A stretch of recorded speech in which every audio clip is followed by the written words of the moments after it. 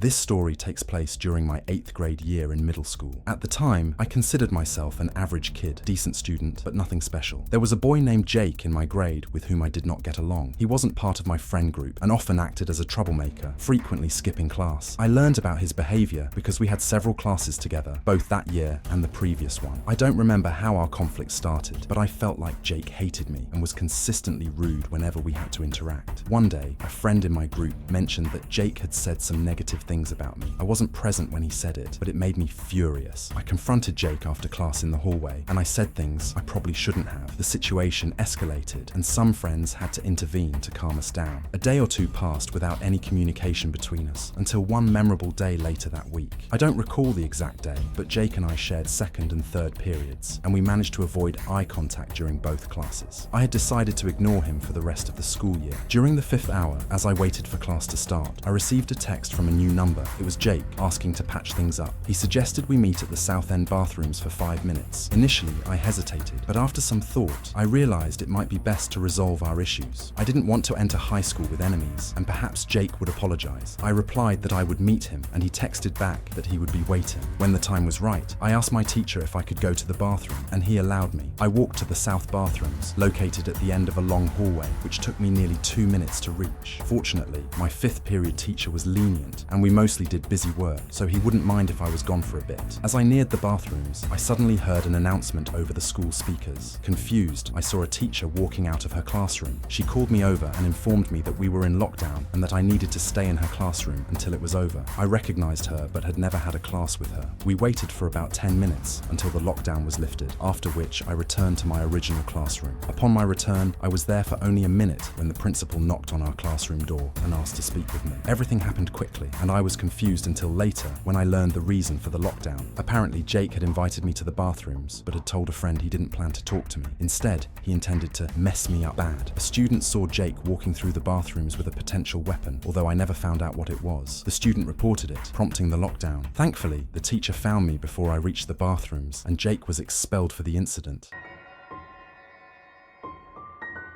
In high school, I experienced a mix of classes I enjoyed and those I dreaded. One particularly boring class was economics, partially due to the teacher's dry teaching style and his preference for packets over engaging lessons. As a result, I occasionally took longer bathroom breaks during class. One day in the fall, feeling exhausted after a long week, I asked to use the restroom about 15 minutes into class. My teacher granted permission, and I headed out into the hallway. After using the bathroom, I returned to find the classroom door locked. I knocked, and Mr. Phelps, my teacher, looked out the window before opening the door. To my surprise, the rest of the class was sitting on the floor at the back of the room. Mr. Phelps instructed me to join them, explaining that we were under lockdown. When I asked if it was a drill, my classmates shook their heads. Someone asked if I had seen anything, but I explained that I had just come from the bathroom and noticed nothing unusual. We remained seated on the floor for what felt like 40 minutes, unsure of the reason for the lockdown. Occasionally, someone would ask Mr. Phelps for information, but he had none to share. Eventually, the lockdown ended, and we were allowed to leave. Everyone was eager to learn the reason behind the lockdown, and within hours, the news spread. The lockdown had been initiated due to a suspicious man breaking into the school. He was spotted shortly after entering, and when confronted by a teacher, he fled, prompting the lockdown. Police arrived and searched the school, eventually finding the man hiding in the same bathroom I had just used. I was oblivious to the lockdown because I had my headphones in, and while I'm glad I didn't know at the time, I often wonder how soon after I left the bathroom he arrived.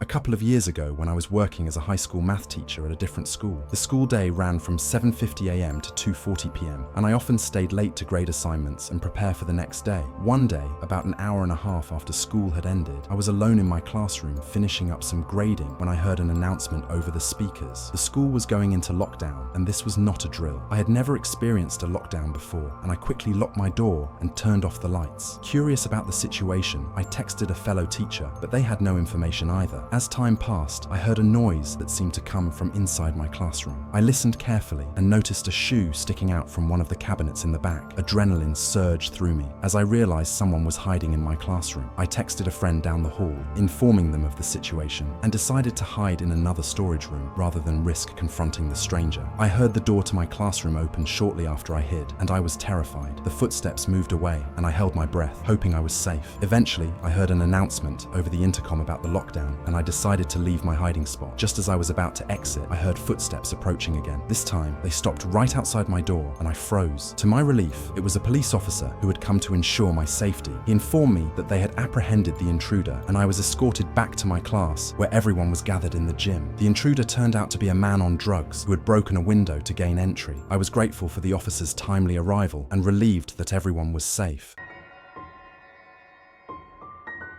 This story dates back to my younger years during the school year. I lived in a warm climate, and my daily walk to school took about 15 minutes. One morning, shortly after daylight savings, I noticed a man walking behind me on the sidewalk. This was unusual, as I typically walked alone in our quiet neighborhood. The man was tall with long hair and wearing sunglasses, which struck me as odd. Initially, I thought nothing of it, but as I continued walking, I noticed he was getting closer. Feeling uneasy, I picked up my pace and eventually started running the final 2 blocks to school. I arrived safely, relieved that he hadn't followed me inside. The school day proceeded normally until the 3rd period when our teacher announced we were going into lockdown. We closed and locked the doors, turned off the lights, and sat in silence. It was a frightening experience, especially since our school rarely had lockdowns. The lockdown lasted about an hour, and when it ended, we resumed our classes, but the atmosphere felt tense. After school, my mum picked me up and asked if I was all right after the lockdown. I inquired about the reason, and she informed me that a suspicious man had been spotted hiding behind the school. When I saw his picture later, I recognized him as the same man who had followed me that morning. He had been arrested for trespassing, and I felt a chill thinking about how close I had come to a dangerous situation.